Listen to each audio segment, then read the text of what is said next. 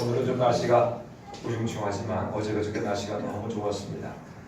에마골 앞산을 산책하다 보게 되면 어느새 산속에 피어있는 한두 그루의 진달래를 발견할 수 있었습니다. 이제 막 피기 시작한 진달래를 보면서 머지않아 온 산에 봄꽃들이 흐드러지게 피어나겠다는 것을 짐작하게 되었습니다.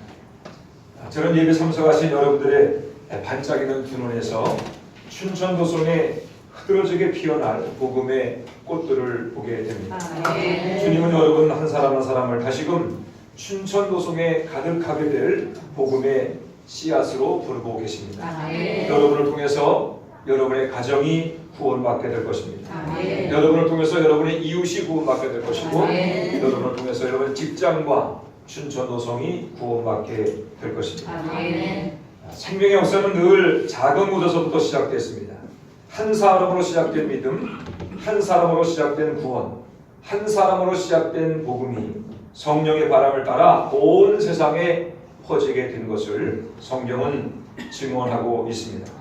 바라기는 이봄 춘천도성에 흐드러지게 피어날 복음의 꽃들을 소망하며 가정과 이웃과 춘천도성을 향한 복음의 씨앗으로 뿌려지고 심겨지는 여러분 될 수 있기를 우리 주님의 이름으로 축원해 드립니다. 우리 이렇게 인사하겠습니다. 집사님은 복음의 씨앗입니다. 또 장사님은 복음 주님의 희망입니다. 장사님은 주님의 씨앗입니다. 첫 번째는 복음의 씨앗이고요. 두 번째는 주님의 희망입니다. 세상입니다. 장사님은 복음의 씨앗입니다. 장사님은 주님의 희망입니다. 할렐루야. 여러분들은 복음의 씨앗이고 여러분들은 주님의 희망입니다. 감사합니다. 예수님을 부르는 많은 별명들이 있습니다. 임마누엘, 이사야 선지자는 장차 세상에 오실 구세주를 함께 하시는 하나님이라고 하는 뜻으로 임마누엘을 이렇게 불렀습니다. 예수님은 죄 가운데 죽을 수밖에 없는 우리를 구원하기 위해서 우리와 같은 몸을 입으시고 세상에 오신 오늘도 우리와 함께 하시는 하나님이십니다. 세례요한은 예수님을 하나님의 어린 양이라 불렀습니다. 누군가의 죄를 용서받기 위해서 속죄의 제물로 바쳐지는 어린 양처럼 예수님은 모든 인간의 죄를 대신하여 속죄의 제물로 바쳐지게 오신 하나님의 독생자이신 것입니다. 또 유대 종교 지도자들은 예수님을 조롱하기 위해서 죄인들의 친구라 이렇게 불렀습니다. 예수님은 그들의 말을 받아서 나는 죄인을 구원하러 왔다라고 했습니다. 예수님은 스스로 의롭다고 생각하는 자들과 함께하지 않으시고 자신을 죄인으로 인정하는 사람들과 함께 지내기를 기뻐하셨습니다. 병든 자들에게 의사가 필요한 것처럼 예수님은 의인을 구원하러 오신 것이 아니라 죄인들을 구원하러 오셨기 때문입니다. 예수님과 관련된 별명들은 예수님이 어떤 분인가를 우리에게 설명해 주고 있습니다. 한마디로 예수님은 구원자가 되십니다. 이에 대해서 마태복음 21장은 이렇게 설명합니다. 아들을 낳으리니 이름을 예수로 하라. 이는 그가 자기 백성을 그들의 죄에서 구원할 자라 하심이라. 아멘. 그렇습니다. 예수님은 우리를 죄에서 구원하기 위해서 오신 하나님이십니다. 예수님은 우리를 죄와 죄의 모든 저주와 형벌에서 해방시켜서 하나님의 자녀로 복된 인생을 살다가 영원한 천국으로 인도하기 위해서 오신 하나님이 되십니다.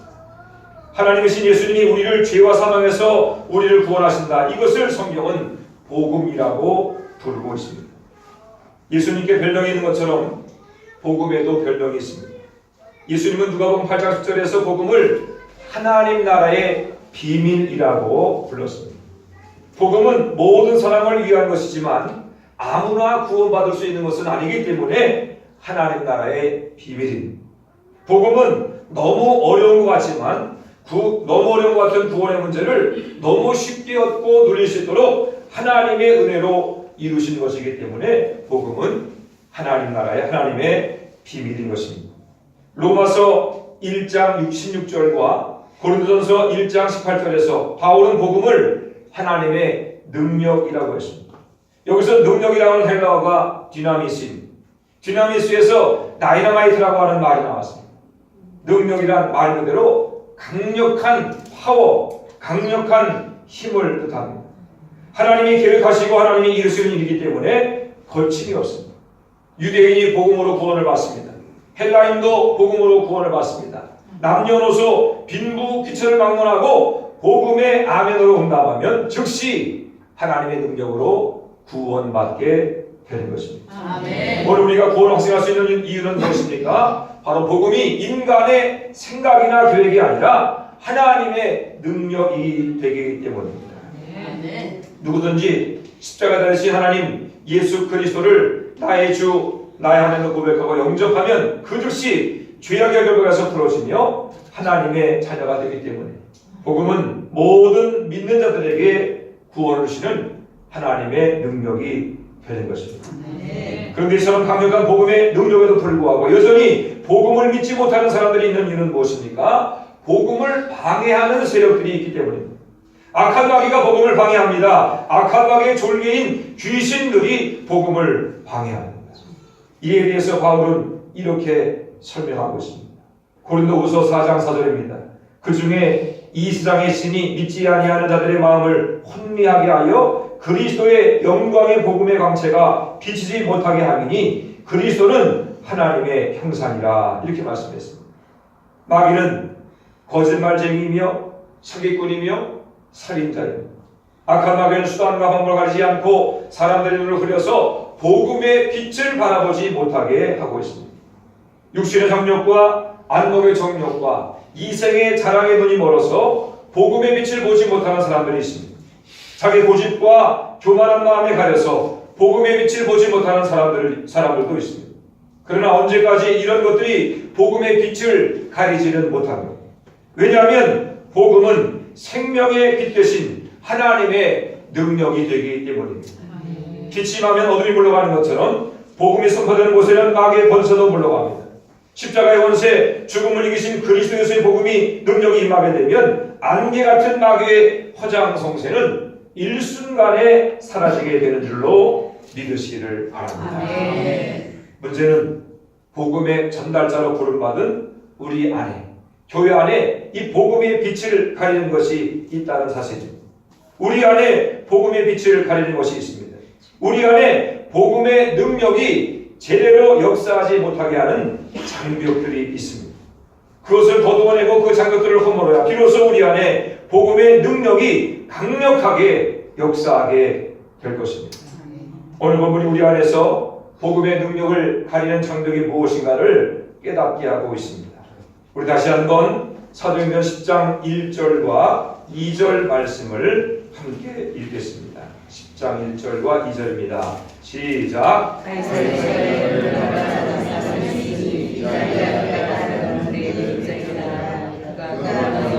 온 집안 더불어 하나님을 경외하며 백성을 많이 구제하고 하나님을 항상 기도하더니 아멘. 자, 1절과 2절을 나눠서 한번 보겠습니다. 가이사라에 고넬료라 하는 사람이 있으니 이달리아 부대라 하는 군대의 백부장이라 하겠습니다. 고넬료는 로마의 백부장이었습니다. 백부장은 100명의 군사를 거느린 장교입니다. 당시 로마는 세계 제1의 제국이었습니다.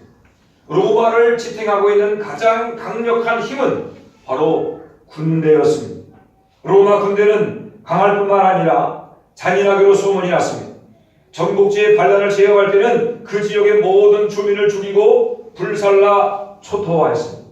로마가 다스리는 제국 어디에서도 그러한 반란이 다시금 일어나지 못하게 하기 위해서 일벌백계로 잔인하게 진압을 한 것입니다.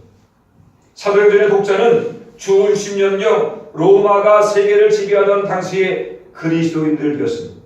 만일에 사도행전의 첫 번째 독자였던 초대 그리스도인들이 1절을 읽지 않고 2절만 읽는다고 하게 되면 이 구절이 설명하는 사람이 로마인, 그것도 로마 군인이라고 하는 것을 알기가 쉽지 않습니다. 왜냐하면 이 당시 사람들에게는 로마 군인에 대한 편견이 있었기 때문입니다. 로마 군인은 모두 잔인하고 모두 악하다. 로마 군인은 방탕하다. 로마 군인은 향락적이며 우상을 섬긴다. 어떻게 보게 되면 2절 말씀은 로마 군인에 대한 초대교인들의 생각을 완전히 뒤집어 버립니다. 이 당시 그리스도인이 가지고 있던 로마 군인에 대한 생각이 진실이 아니라 편견이었다는 것을 드러내주고 있습니다. 사도행전을 기록한 누가는 의도적으로 사도행전 9장 43절, 9장 맨 마지막 절에 무두장의 시몬의 이야기를 기록하고 있으며 바로 이어서 10장으로 들어가면서 이방인이며 로마의 백부장이었던 고넬료의 이야기를 하고 있습니다. 그 이유는 무엇이겠습니까? 사도행전을 읽고 있는 당시의 독자들과 그리고 오고 가는 시대의 모든 그리스도인들을 향해서 너희가 세상을 구원하기 원하는 진정한 교회가 되려면 무두장이나 로마 군인처럼 그 사람의 직업이나 그의 신분으로 사람을 구별하려고 하는 편견과 차별을 허물어야 한다는 것을 지적하기 위함이었습니다. 편견이란 공정하지 못하고 한쪽으로 치우쳐진 생각을 말합니다. 우리는 내가 가지고 있는 생각이 공정하다라고 생각할 때가 많이 있습니다. 그러나 우리가 가지고 있는 생각은 공정하지 못할 때가 훨씬 더 많습니다. 그 생각 자체가 각각의 주장이나 경험에서 나오는 것이기 때문입니다. 이미 우리 자신이 가지고 있는 경험도 우리의 편견의 근거가 되기도 합니다. 문제는 어떤 대상을 공정하게 보지 못하게 하는 그러한 인간의 편견이 복음의 능력을 가로막는 방해가 될 수 있다는 것입니다. 우리가 이제 밖에 전도하러 나가게 되면 노상에서 전도하거나 또는 가정을 방문해서 전도하게 될 때가 있습니다. 전도지를 나눠줄 때 여러분 어떻게 생각하십니까?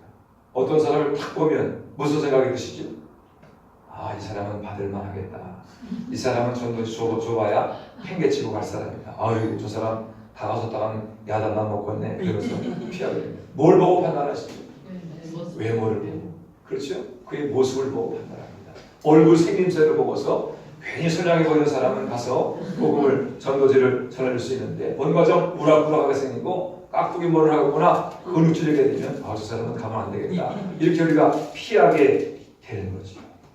여러분, 이런 편견으로 전도의 대상을 제한한다면 우리는 세상을 구원하기 원하시는 복음의 능력을 우리가 제한하는 잘못을 범하게 되는 것입니다.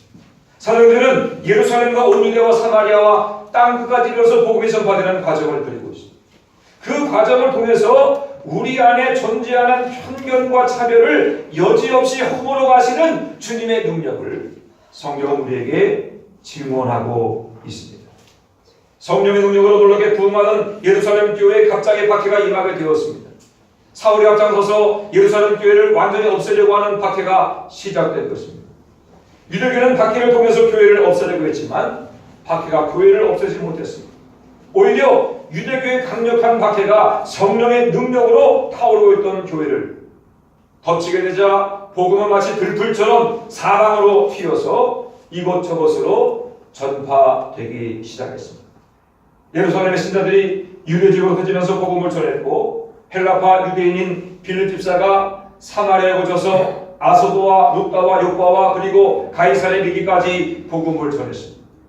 예루살렘과 온 유대와 사마리아에까지 복음이 전해지고 이제 남은 것은 무엇입니까? 땅끝 이스라엘을 넘어서 이방 땅으로 온 세계로 복음이 퍼지는 것만이 남게 되었습니다. 이 마지막 방문을 위해서 주님께서 교회를 준비시키셨고 한 사람 베드로를 준비시켜줬습니다. 사도행전 9장 43절입니다. 베드로가 요파에 어느 날 있어 시몬이라는 무두장의 집에 머무니라. 율법은 죽은 짐승을 만지는 것을 부정하다고 규정하고 있습니다. 무두장이는 가죽을 다루기 위해서 죽은 짐승을 만져야 하는 직업입니다. 그래서 유대인들은 무두장이를 가까이 하지 않습니다. 무두장의 집에 머문다는 것은 유대인으로서 해서는 안 되고 할 수도 없는 일입니다. 그런데 사도 중에 사도인 베드로가 무두장의 집에 오랜 기간을 머물렀습니다. 하나님께서 이미 베드로의 마음을 은혜로 열어가는 작업들을 해오셨기 때문입니다. 베드로는 하나님께서 유대인들이 가지고 있던 그 사마리아인에 대한 지독한 편견을 허무시는 것을 보면서 사람을 정죄나 판단의 대상이 아니라 하나님의 구원의 대상으로 바라보게 되는 열린 마음이 생겼습니다. 하나님의 수이로 내는 모든 사람을 능히 구원하시는 복음의 능력이 된다는 것을 깨닫게 된 베드로는 유대인들의 편견, 무두장이는 부정하다라고 하는 편견에 매이지 않는 그러한 진정한 전도자가 될 수 있었던 것입니다. 사마리아인에게서 무두장이 시몬에게로, 그리고 무두장이 시몬에서 로마의 백부장 고넬료에게로. 여러분, 주님께서 이처럼 열어가시는 은혜의 단계가 정말로 놀랍지 않을 수가 없습니다. 아마 처음부터 베드로를 고넬료에게 보냈다고 하게 되면 베드로라도 순종하지 못했을지 모릅니다. 그렇지만 이처럼 차츰 열어가시고 높여가시는 은혜로 인해서 베드로는 이방인이며 로마 군인인 고넬료에게도 복음을 전하게 되었던 것입니다. 그러면 베드로로 하여금 이스라엘 원수였던 로마 군인 백부장 고넬료의 집을 방문하고 그에게 복음을 전할 수 있도록 편견의 장벽을 허문 것은 무엇이겠습니까? 우리 사도행전 10장 28절과 29절 말씀 읽겠습니다. 사도행전 10장 28절과 29절 말씀 읽습니다. 시작.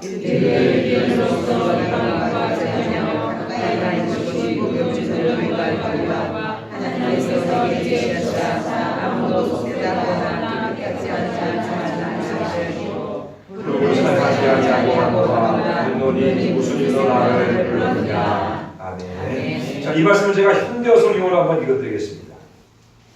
이제 고넬료 집에 들어가서 베드로가 하는 이야기입니다. 여러분도 아시는 대로 내가 이렇게 이방인의 집에 들어오는 것은 유대인의 율법에는 금지되어 있습니다. 그러나 하나님께서는 내게 어떤 사람도 차별해서는 안 된다고 환상으로 지시하셨습니다. 그래서 나는 여러분이 나를 불러보냈을 때 나는 거절하지 않고 이렇게 왔습니다. 이렇게 번역되어 있습니다. 여러분, 베드로가 이방인들과의 교제를 금지한 율법의 벽을 허물고 고넬료의 집을 방문하게 된 것이 무엇이겠습니까? 환상 중에 임한 하나님 말씀, 하나님께서 깨끗하다고 하신 것을 내가 속되다 하지 말라라고 하는 말씀 때문이었습니다. 사도행전은 성령 행전이며 동시에 말씀 행전입니다. 사도들과 제자들이 자신에게 임하신 말씀에 아멘으로 순종함으로 편견과 차별력이 허물어졌습니다. 베드로와 요한이 주님 말씀에 순종했습니다. 스데반과 빌립이 주님 말씀에 순종했습니다. 사울과 아나니아가 말씀에 순종했습니다. 그리고 사방으로 떠돌린 신도들이 주님의 말씀에 순종했습니다.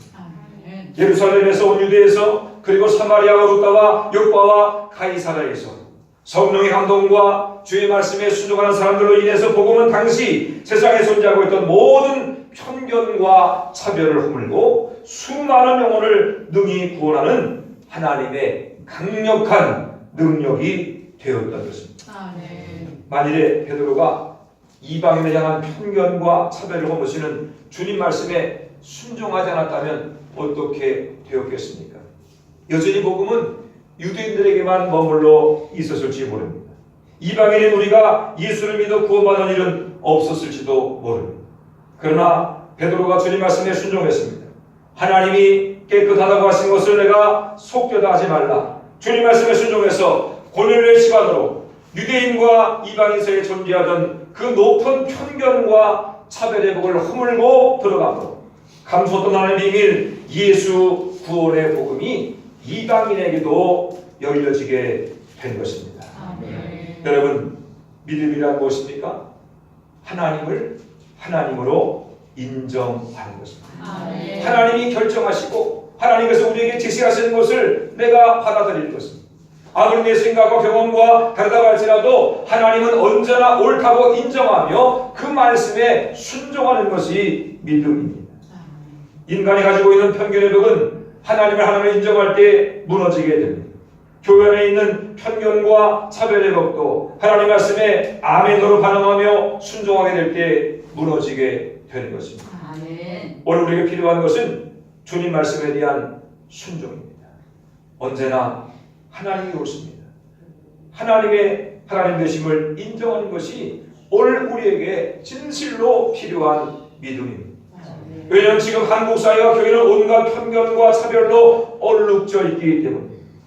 복음의 능력이 약화될 정도로 이 나라 민족 그리고 한국교회 안에 편견과 차별로 인해서 사분오열되어 있습니다. 국민을 통합하는 데 앞장서가야 될 정치, 그 정치하는 사람들이 오히려 편견을 부추기고 차별을 심화시키고 있습니다. 매번 선거철만 되면 망령처럼 지역구도 인연구도가 살아납니다. 의도적으로 국민을 분열시키고 있습니다. 자신의 정치적인 이득과 서로를 향한 이득을 위해서 서로를 향한 편견과 차별을 부재질하며 우리 마음 가운데 증오를 일으킵니다.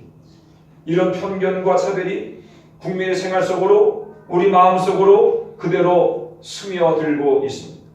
경기도, 강원도, 전라도, 경상도, 충청도, 제주도, 대한민국 어느 지역을 방문하고 그 지역을 비하하는 차별적인 발언들이 쏟아지고 있습니다. 보수는 진보를 공격합니다. 진보는 보수를 온갖 편견으로 공격하고 있습니다. 누구도 예의 없이 이 편견에 오염이 되어서 이 나라 전체를 편견과 차별에 알지 못하는 희생자로 만들어가고 있습니다. 정치 지도자들이 앞장서서 편견과 차별의 오물을 쏟아붓고 있는 사이에 우리 미래인 아이들도 이 편견과 차별에 물들어가고 있습니다. 누군가를 죽음으로 몰아넣는 잔인한 왕따 현상, 부모의 재산 유무에 따라서 누군가를 판단하는 차별, 자신의 학력과 지위를 인격으로 규정하고 온갖 죄악을 합리화하는 편견의 나라에 우리가 살고 있습니다. 우리가 그것을 만들었고 우리가 그것을 즐기며 살고 있는지도 모릅니다. 여러분, 교회는 어떻습니까? 과연 이러한 편견과 차별에서 자유합니까? 세상과 똑같은 기준으로 누군가를 판단하지 않습니까? 정치적인 견해 차이를 가지고 예수께서 피흘려 주기까지 사랑하신 영혼을 차별하는 죄를 범하고 있지는 않습니까? 나와 다르다는 이유로 누군가를 정죄하고 있지는 않습니다. 세상의 많고 적음과 지위의 고하로 인해서 섬김의 자세와 모습이 달라지고 있지는 않습니다. 저는 세일의 작정 저녁 기도회를 하는 동안에 우리 교회가 이 나라 민족 안에 드리워져 있는 이 편견과 차별의 무서운 죄악을 위해서 끊임없이 기도하는 교회가 되어야 한다고 하는 그런 마음의 감동을 받게 되었습니다. 일본 식민 지리 이후에 한국 전쟁을 거쳐서 오늘에 이르기까지 우리나라는 온갖 편견과 차별로 상처를 받은 나라가 되었습니다. 그 편견과 차별의 희생자들이 숨죽여 흘리는 눈물과 고통 소리가 이 나라 강산을 뒤덮고 있습니다. 좌익과 우익으로 편가르기를 하고 이념이 다르다는 이유로 서로를 잔인하게 죽이고 덮어버린 그 아벨의 피가 하늘에 닿고 있습니다. 여전히 그 이념으로 자기의 사악한 이속을 채우려고 하는 편견과 차별의 악행들이 이 나라를 짓누르고 있습니다. 주님은 우리가 이 편견과 차별에서 벗어나기를 원하고 계십니다. 춘천제일감리교회가 세상의 편견과 차별을 앞장서 깨뜨리는 교회가 되기를 원합니다. 이 나라 민족을 죄악의 구덩텅이로 몰아넣는 편견과 차별, 그 악순환이 끊어질 수 있도록 기도하는 교회가 되기를 원하고 계십니다. 하나님 말씀에 언제나 아멘으로 응답함으로 춘천 노속의 수많은 영혼들을 구원하는 교회가 되기를 원하고 계십니다. 여러분, 정치도 할 수 없고 경제도 할 수 없고 교육도 할 수 없고 어떤 것을 할 수 없는 이 편견과 차별을 어떻게 깨뜨리고 무너뜨릴 수가 있겠습니까? 그리스도 예수의 복음만이 편견을 무너뜨릴 수 있습니다. 그리스도 예수의 복음의 능력, 그 십자가의 능력만이 차별을 없앨 수 있습니다. 우리가 지금 사순절기를 지나고 있습니다. 사순절은 십자가로 모든 편견과 차별의 복을 허무신 그리스도 예수를 기억하며 주님과 함께 그 길로 나아가기를 결단하는 그러한 절기입니다. 성령께서 우리 모두의 눈을 밝혀주시기를 기도합니다. 그래서 우리 안에 존재하는 모든 편견과 차별을 발견하고 회개할 뿐만이 아니라 이 춘천 도성에 존재하는 모든 편견과 차별의 벽을 허물 수 있는 주님의 교회가 되기를 바랍니다. 우리 교회는 이제 다음 주부터 화요일과 목요일 저녁 8시에 화목 기도회를 시작합니다. 왜 화목기도회죠? 화요일과 목요일에 한다고 해서 화목기도회입니다. 게다가 불화자에다가 나무 목자를 쓰니까 기도에 불붙는 인생이 되게 해달라고 그런 마음으로 우리가 기도를 드리기 위해서 화목기도회입니다. 또 이 화목기도를 통해서 인간과 인간 사이, 하나님과 인간 사이의 불화를 해결하고 화목해지는 의미에서 화목기도회를 드리게 됩니다. 매일 저녁 8시에 기도하게 되는데 이 기도회는 부르짖는 기도회입니다. 가정과 교회와 순서지는 물론이거니와 나라 민족을 위해서 부르짖어 기도하게 될 것입니다. 이 기도를 통해서 우리 안에 존재하는 모든 편견과 차별이 허물어지기를 기도하게 될 것입니다. 복음의 능력으로, 말씀의 능력으로 우리 안에 존재하고 이 사회에 존재하는 모든 편견과 차별을 허물어서 춘천도 속의 수많은 영혼들을 구원하는 교회로 세워지기를 위해서 간절히 기도하게 될 것입니다. 여러분 모두가 이 기도에 동참해 주시기를 부탁을 드립니다. 함께 기도하는 가운데 우리의 기도, 여러분의 기도를 통해서 가정과 교회와 이 도성을 살려가는 우리 모두가 될 수 있기를 바랍니다. 편견과 차별은 오직 복음으로, 말씀으로, 성령으로 무너질 수 있습니다. 말씀 앞에 서시기를 바랍니다. 복음의 빛이, 성령의 능력이 우리 안의 모든 편견과 차별을 몰아낼 수 있기를 기도합니다. 그리하므로 핍박자 사울을 환영하며 무두장이 시몬과도 어울리며 원수였던 고넬료와도 한 가족을 이루는 교회, 하나님의 살아계심을 보여주는 진정한 교회로 세움받게 되기를 우리 주님의 이름으로 축원해 드립니다. 우리 함께 말씀을 기도하시면서 통성으로 기도하겠습니다. 주님, 우리 교회가 편견을 허무는 교회가 되게 하옵소서. 복음의 능력, 말씀의 능력, 성령의 능력을 통해서 우리 안에 이 사회에 존재하는 모든 편견과 차별을 허물 수 있는 주님의 교회가 되게 하여 주시옵소서. 우리 지혜로 부르시고 통성으로 기도하겠습니다. 주여